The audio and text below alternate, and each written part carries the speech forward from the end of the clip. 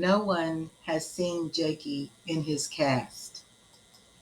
You saw a moment in last week's video, him crying at the doctor's office, but you didn't see what happened after. I didn't talk about it then because I was numb. And honestly, I didn't even fully understand what had been done to my son until days later.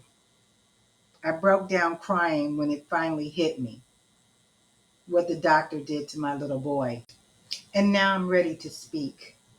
I owe it to Jakey, to myself, and to every parent who's ever frozen in the moment and only found their voice later. Jakey had a medical appointment that changed everything. It wasn't what we expected. It wasn't what we agreed to. And it left both of us traumatized. Let me be clear. Getting Jakey casted was always a part of the long-term therapy plan. That wasn't the issue. The problem was how it happened. It wasn't gentle, it wasn't informed, and it left him hurt physically and emotionally. I didn't talk about it right away, not because I didn't care, but because I froze. It was like the doctor was holding the world in his hand, but it was Jakey's foot. He was a big man, maybe 7 feet tall, over 400 pounds. And in that moment, he towered over my son. Everything about him felt intimidating, and I felt small, like I couldn't speak, like I wasn't allowed to. We've been taught not to question the role, to trust the experts, to stay in our lane, especially as mothers, especially when you're raising a child with complex needs. But what happens when the people in the role cause harm? What happens when the silence starts to feel like regret? You know, in scary movies, when something so traumatic happens that the character just freezes, some of them just stand there screaming, they don't run, or they just stand still. And then you have people yelling at the TV, move, run, why are you just standing there? But when your nervous system is overwhelmed, sometimes you can't move. And that was me. And even in real life, people don't always respond the way others think they should after something traumatic. Some of us go silent, some of us go numb. Jakey couldn't tell the story, but his body did. And I saw it. I felt it.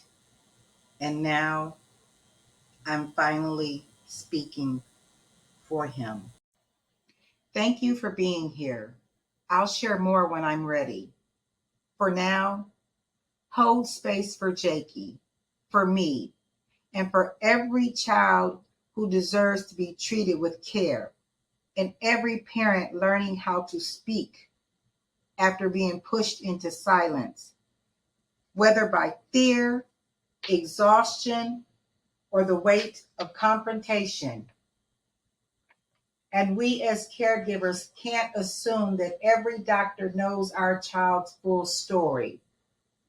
I thought Jakey's information had been passed along, but they only had some of it, not all, not the parts that mattered most. That's why now I ask every provider to flag Jakey's chart. I say it out loud. He's nonverbal. He can't express pain. He has a complex history. Please make sure this is visible to anyone who sees his file.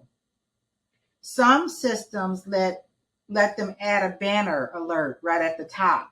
Other times, I started bringing a simple printout with key information, and I hand it to every person we interact with because I can't afford to assume anymore. One missing note, one overlooked detail can change everything.